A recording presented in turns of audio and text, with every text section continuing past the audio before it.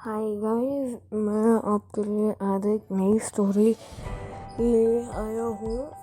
इस बार ये स्टोरी मैं बीच में नहीं डिलीट करूँगा, क्योंकि जो पिछली स्टोरी थी उसके मैंने कुछ सोच के बनाया था, लेकिन वो उसमें नहीं हो पा रहा, इसलिए मैंने उसे डिलीट कर दिया। इस बार मैं इस स्टोरी को नहीं डिलीट करूँगा, क्योंकि इस बार मैंने स्क्रिप्टेड बनाई है ये वीडियो। इसलिए अगर आपको अच्छी लगी हो तो लाइक, शेयर और सब्सक्राइब कर दीजिएगा। तो चलिए शुरू करते हैं छोटे से नन्हे से प्यारे से इंट्रो के साथ।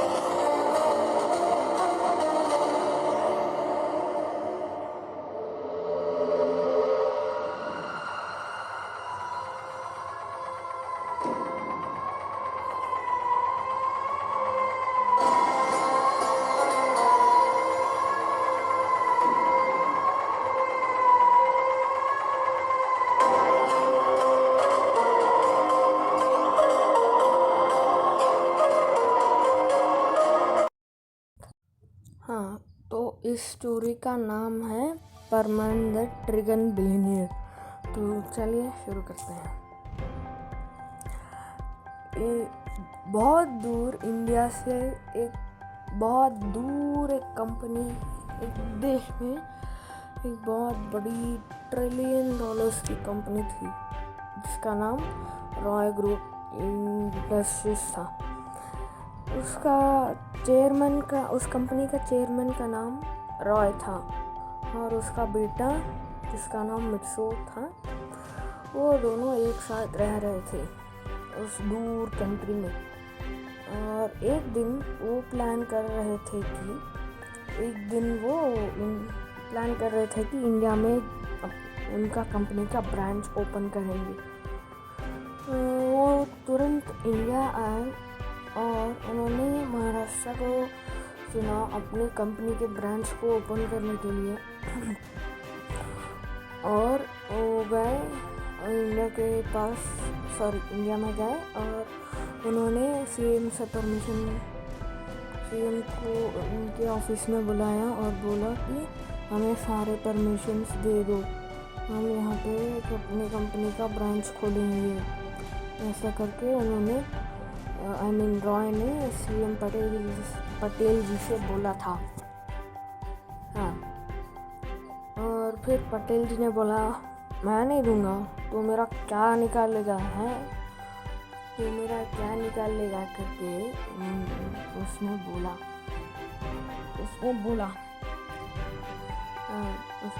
सीएम ने। फिर रॉय ने बोला, मैं तेरा क्या कर सकता हूँ। और फिर पापा रॉय ने सीएम के हाथ को जला दिया, हाथ को ही जला दिया। और पटेल जी को बोला, मैं तेरे साथ ये कर सकता हूँ करके बोला। और फिर बोला, क्या तू देगा? तो सीएम पटेल जी ने बोला, नहीं, मैं नहीं दूंगा, क्योंकि तुमने मेरे को किडनैप किया है ना। तो फिर रॉय बोलता है, अगर सिर्फ एक आदमी गायब हो तो किडनैप, तो पूरी फैमिली गायब हो तो ट्रिप। फिर उस रूम के अंदर सीएम की बेटी आती है और बोलती है, हाय डैड करके वो बोलती है, और वो चली जाती है। और ये देखकर सीएम पूरा डर जाता है और बोल देता है कि हाँ, मैं कर दूंगा, साइन कर दूंगा और तुम्हें परमिशन भी दे दूंगा करके उसने बोला। हाँ, फिर रॉय बोलते हैं, अब आया ना तू पटरी पे, फिर रॉय बोलता है 2 दिन में तेरा कंट्री में 2 दिन में यहाँ पर करोड़ों की पैसे लेकर यहाँ पर शिप आ जाएगी। हाँ, और फिर जब रॉय उस पैसे को चेक करने 2 दिन बाद जा रहा होता है तो वो मिक्सो से बात कर रहा होता है फ़ोन में कि मैं बस 2 दिन में आ जाऊँगा और तू ध्यान से रहना करके वो फ़ोन में बात कर रहा था। अचानक से रॉय का एक एक्सीडेंट होता है और उस एक्सीडेंट को कराने वाला और कोई नहीं देवराज होता है जो इस मूवी का विलेन है। मूवी का नहीं, स्टोरी का। हाँ, और फिर उस एक्सीडेंट के बाद रॉय कार से बाहर आता है, उठ के नहीं, सिर्फ नीचे रेंगते थोड़ा सा बाहर आता है और वो अपने फ़ोन को उठाने की कोशिश करता है, लेकिन इतने में देवराज आकर शूट करके बोलता है, हाँ अब ये सारा करोड़ों का पैसा मेरा हुआ, हाँ हाँ हाँ करके देवराज बोलता है। और ये सब हमारा मिक्सो सुन रहा होता है और वो आग की तरफ चल रहा होता है। और उसके बाद जब रॉय का डेड बॉडी उसके घर पर आता है और बोलता है, और ये देखकर अपना मिक्सो बोलता है, क्या हुआ पापा, आप मेरे को छोड़ के चले गए। और फिर साहो याद कर हमारा परमान याद करने लगता है कि जब वो हमेशा कुछ कहना चाहता था, मतलब वो कहना चाहता था कि मैं आपको बहुत पसंद करना चाहता हूँ, ये कहना चाहता था, लेकिन वो नहीं कह पाता था, लेकिन अब उसने कह दिया।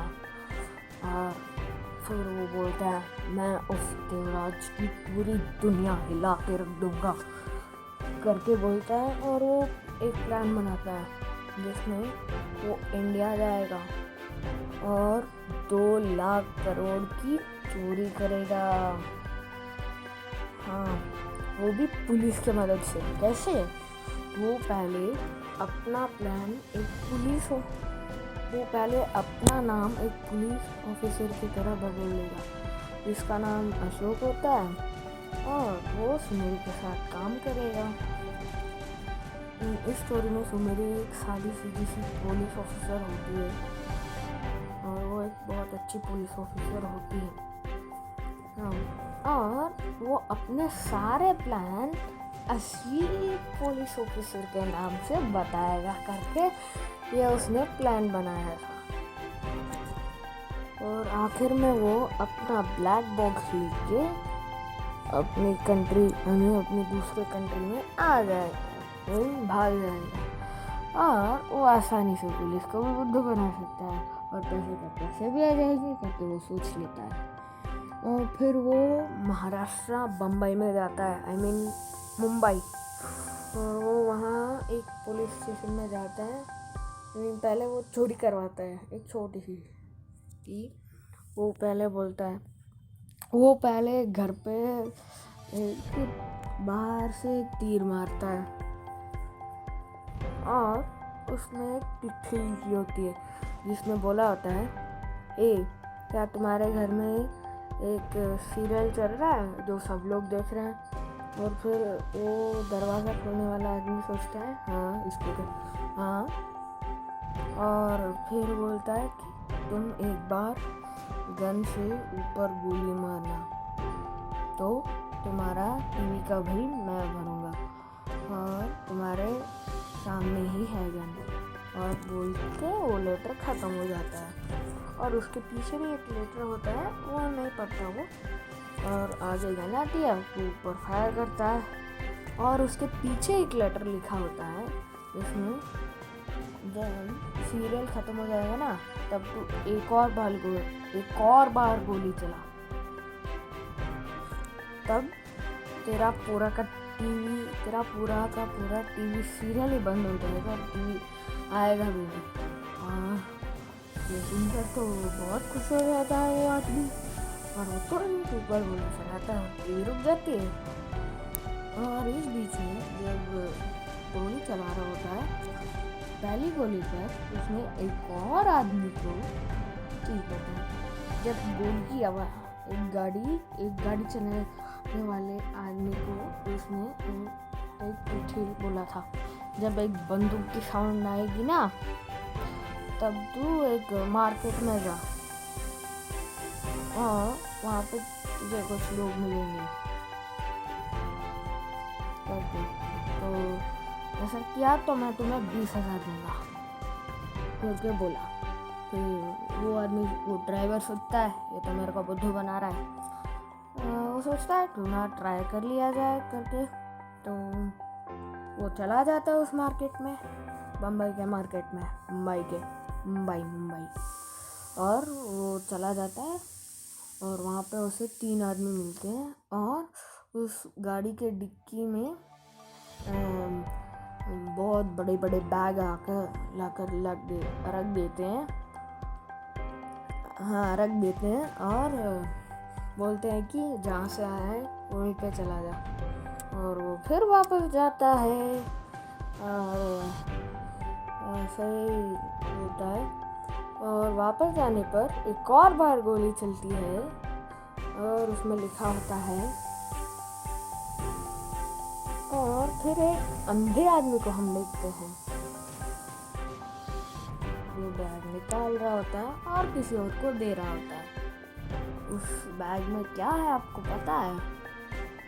एक बहुत ज़्यादा पैसा। बूम गाइस, आज की स्टोरी यहीं पे एंड होती है। अगर आपको अच्छी लगी हो तो मेरे चैनल को प्लीज़ सब्सक्राइब कर लीजिए। Thank you for watching. Bye bye.